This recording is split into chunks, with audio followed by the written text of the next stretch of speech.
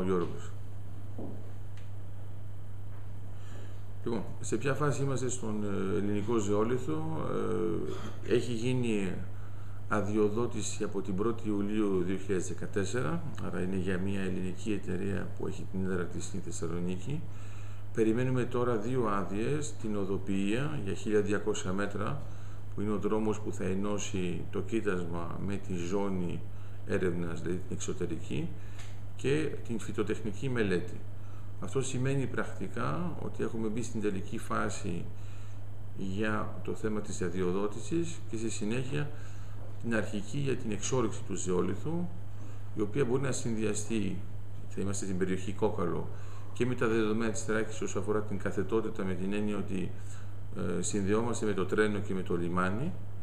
Ξέρουμε ήδη από τώρα ότι από την περιοχή εκεί μέχρι την Αθήνα θα μπορέσουμε να μεταφέρουμε 1 τόνο ζεόλιθο με απλώς 17 ευρώ τον τόνο.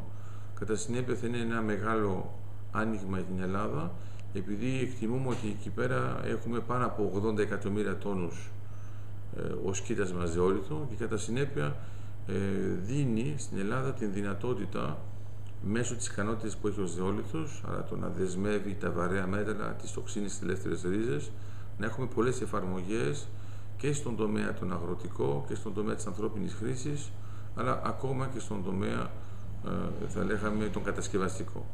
Σε όλο αυτό το πλαίσιο τώρα θα μπούμε και νομίζω ότι είναι καλό να ενημερωθούμε, έτσι ώστε ο ζεόλιθος που έχει μπει στη ζωή μας να μπει όχι μόνο στα χωράφια μας, αλλά να μπει και στην ελληνική οικονομία.